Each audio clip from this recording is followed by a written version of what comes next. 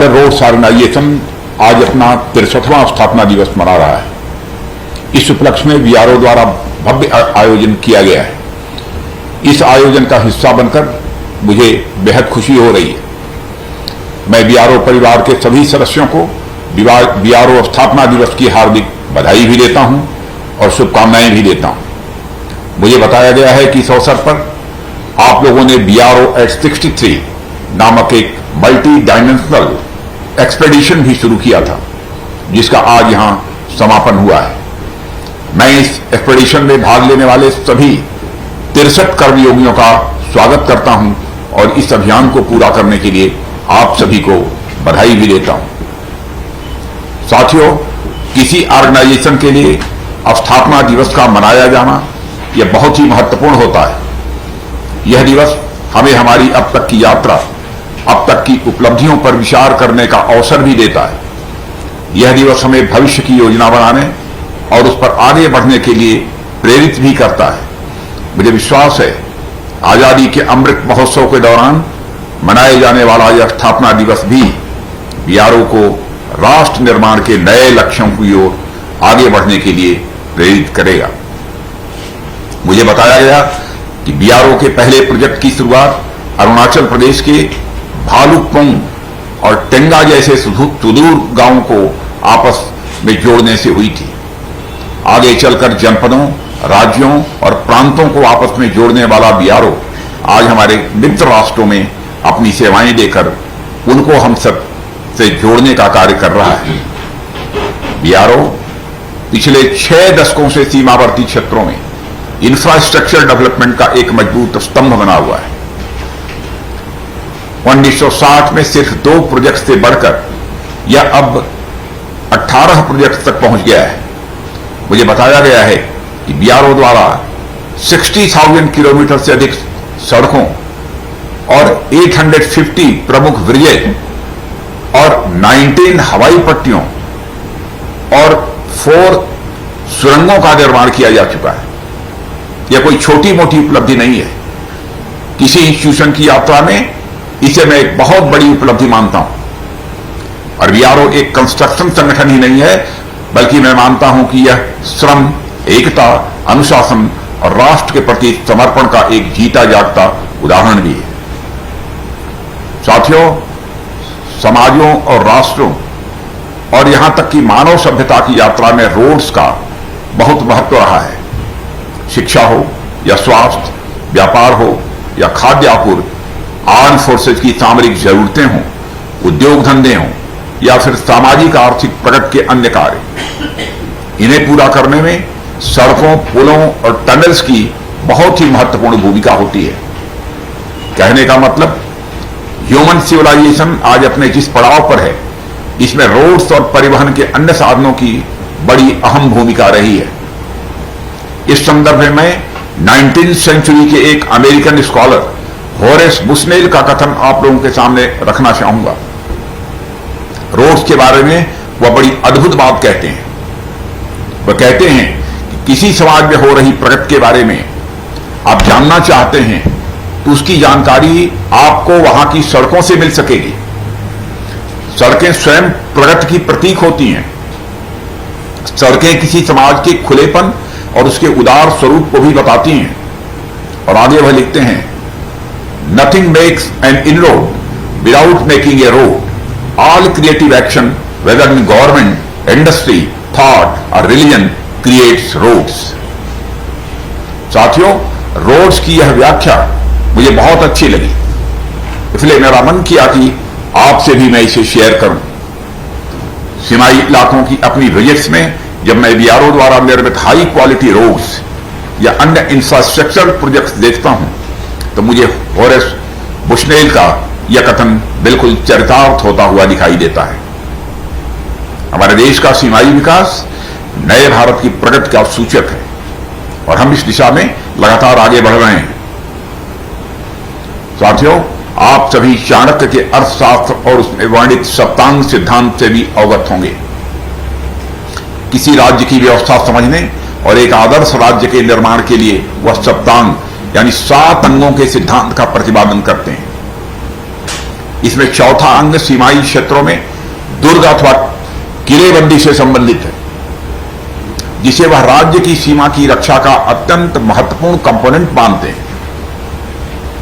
इसमें वह न केवल मजबूत दुर्गों के माध्यम से सीमाई सुरक्षा की मजबूती की बात करते हैं, बल्कि वह कहते हैं कि ये दुर्ग अनाज अथवा रसद सामग्री आदि से हमेशा संपन्न रहने चाहिए, ताकि संकट के समय में सर्वाइवल के लिए उनका प्रयोग किया जा सके। आज जब हमारा वीआरओ सीमा पर खड़े सैनिकों की जरूरतों के लिए रसद और हथियार आदि सामानों के ट्रांसपोर्टेशन के लिए रोड्स, ब्रिजेस और टनल्स का निर्माण कर रहा है, मैं कह सकता हूं आधुनिक पद्धतियों के साथ साथ हम अपनी उन प्राचीन नीतियों का भी पूरा मार्गदर्शन प्राप्त कर रहे हैं, जो कभी हमारे राज्यों की सुरक्षा और उनके अजेय बने रहने का कारण होती थी।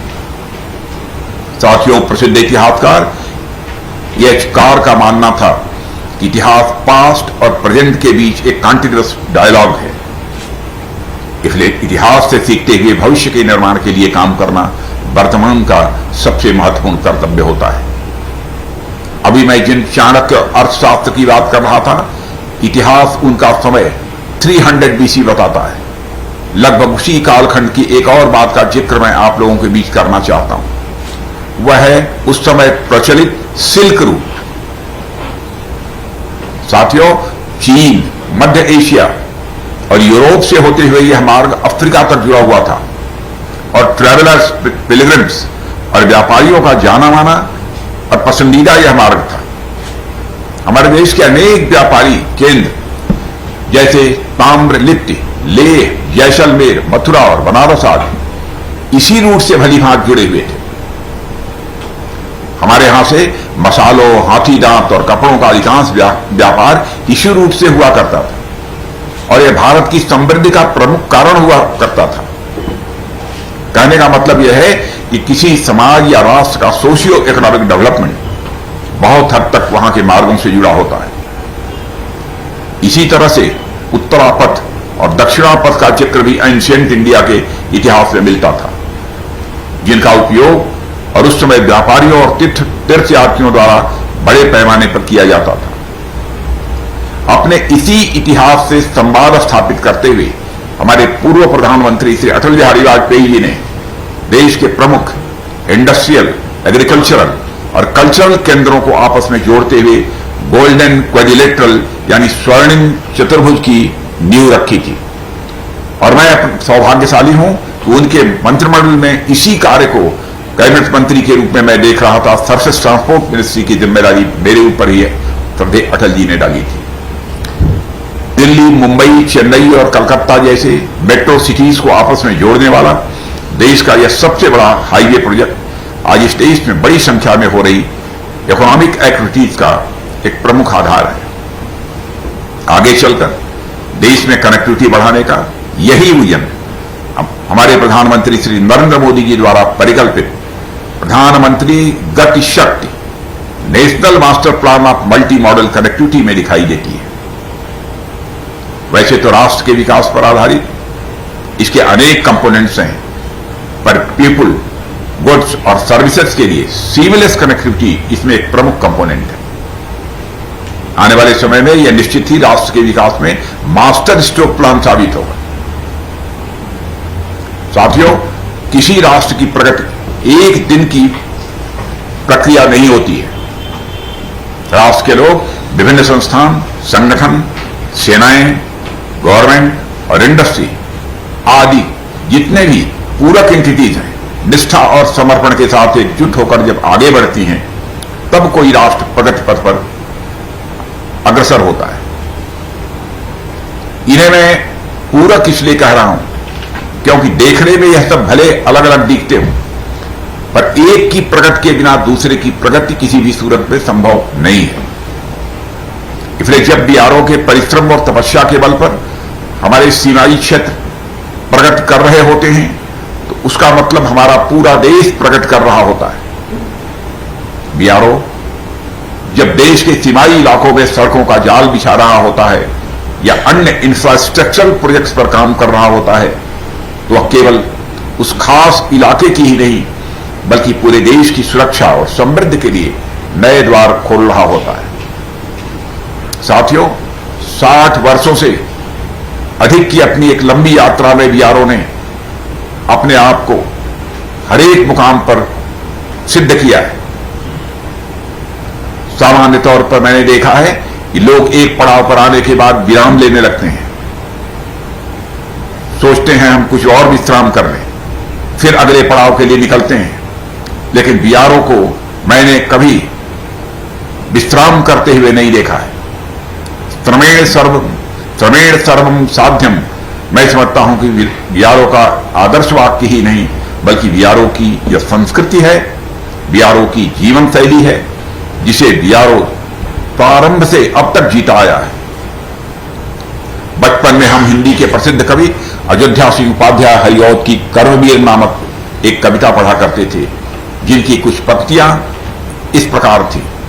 पर्वतों को काटकर सड़कें बना देते हैं वे, पर्वतों को काटकर सड़कें बना देते हैं वे, सैकड़ों मरुभूमि में नदियां बहा देते हैं वे, गर्भ में जलराशि के बेड़ा चला देते हैं वे, जंगलों में भी महामंगल रचा देते हैं वे। तब हम सोचते थे कहां होते होंगे ऐसे लोग जो पर्वत भी काटकर सड़कें बना देते होंगे। कवि का तो काम है कल्पना करके कविताएं लिखना, और इसमें सच्चाई भी होती है क्या। पर आगे चलकर जब मैंने आप जैसे एक नहीं अनेक कर्मवीरों को देखा, तब मुझे लगा कि यह कविता आप लोगों के लिए ही शायद लिखी गई थी और पूरी सच्चाई के साथ लिखी गई थी। साथियों, जैसा कि मैंने अभी कहा, बीआरओ को मैंने कभी थकते और रुकते हुए नहीं देखा। अभी कुछ ही दिन पहले अटल टनल रोहतांग का निर्माण कर बीआरओ ने पूरी दुनिया को भारत के इंजीनियरिंग प्रोग्रेस से परिचित करा दिया। यह बीआरओ की ही नहीं बल्कि पूरे देश की सबसे बड़ी उपलब्धियों में से एक रहा है। इसी तरह उमेरला पास पर दुनिया की सबसे ऊंची सड़क बनाकर बीआरओ ने कंस्ट्रक्शन के क्षेत्र में एक नया रिकॉर्ड कायम कर दिया है। State of the art bilane Sela tunnel और नेचिफ्यू टनल जैसे प्रोजेक्ट्स भी इसी कड़ी में अन्य महत्वपूर्ण उदाहरण हैं। सिंगल और डबल लेन दोनों प्रकार के मॉड्यूलर ब्रिज लॉन्च करके बीआरओ ने सुदूर क्षेत्रों में केवल बेहतर कनेक्टिविटी प्रदान की है और देश की सुरक्षा व्यवस्था को भी सुदृढ़ करने में अपना योगदान दिया है। साथियों, बॉर्डर एरिया तो खासकर आज विकास के नए केंद्र बनकर उभरे हैं। उत्तर पूर्व जैसे क्षेत्र न केवल अपना विकास कर रहे हैं बल्कि पूरे देश के समग्र विकास का नया गेटवे बन रहे हैं। हमारी नॉर्थ ईस्ट का क्षेत्र साउथ एशिया और साउथ ईस्ट एशिया के मिलन का भी यह क्षेत्र है। नॉर्थ ईस्टर्न स्टेट्स की अच्छी खासी सीमाएं नेबरिंग कंट्रीज के साथ मिलती हैं और वे साउथ ईस्ट एशिया के साथ इकोनॉमिकली और कल्चरली इंटीग्रेटेड हैं। इस तरह हमारा नॉर्थ ईस्ट बिम्स्टेक कंट्रीज के साथ रिलेशंस में अपनी अहम भूमिका निभाता है। ऐसे में इन क्षेत्रों का विकास हमारी राष्ट्रीय और अंतर्राष्ट्रीय स्तर पर प्रगति दोनों के लिए महत्वपूर्ण है। कंस्ट्रक्शन की अपनी प्रमुख भूमिका से आगे बढ़ते हुए यह संगठन बीआरओ कैफेज और हाल ही में लॉन्च्ड टूरिज्म वेबसाइट आज के माध्यम से सुदूर क्षेत्रों में टूरिज्म को बढ़ावा देने की ओर आगे बढ़ रहा है। और यह सब निश्चित ही बीआरओ के लगातार बढ़ते कद को दर्शाता है। और साथियों, नॉर्दर्न सेक्टर में पिछले कुछ समय में बढ़ी चाइनीज प्रेजेंस से हम सभी अवगत हैं। माउंटेनस एरियाज में कंस्ट्रक्शन की अपनी दक्षता के कारण वे बड़ी शीघ्रता से मनचाही जगहों पर अपनी पहुंच बनाने की कोशिश करते हैं। बीआरओ को भी मैं समझता हूं उनके पैरेलल ही टेक्नोलॉजी के भरपूर उपयोग के साथ और तेज गति से अपनी कैपेबिलिटी बढ़ाने पर जोर देना चाहिए। और मैं कह सकता हूं बीआरओ इस काम को बखूबी कर रहा है। सरकार अपनी ओर से इस दिशा में पूरा प्रयास कर रही है। हाल ही में बीआरओ के कैपिटल बजट में 40% की बढ़ोतरी की घोषणा के साथ सरकार ने देश की सुरक्षा और सीमावर्ती क्षेत्रों के विकास की अपनी प्रतिबद्धता को दोहराया है। साथियों, सीमावर्ती क्षेत्रों का विकास वहां के आर्थिक विकास के साथ साथ हमारी कॉम्प्रिहेंसिव डिफेंस स्ट्रेटजी का एक मेजर पार्ट है। देश की सुरक्षा के लिए केवल नए और बड़े बड़े साजो सामान और हथियार ही पर्याप्त नहीं होते। जहां उनकी जरूरत है, सेना को वह सब सरकार उपलब्ध करा ही रही है, पर उससे कहीं आगे बढ़ते हुए जन भागीदारी भी हमारी ओवरऑल डिफेंस स्ट्रेटजी का एक बहुत ही इंपॉर्टेंट पार्ट है। सीमाई क्षेत्रों की जनता जितनी संपन्न होगी, उन क्षेत्रों की सुरक्षा को लेकर वह उतनी जागरूक और साथ ही साथ सजग भी होगी, ऐसा मेरा मानना है। और देश के नागरिकों से बड़ी ताकत इस दुनिया में और कोई नहीं है, यह भी मेरा स्पष्ट मानना है। फिर जैसे जैसे समय बदलता जा रहा है, देश दुनिया के बाकी हिस्सों में विकास बढ़ता जा रहा है।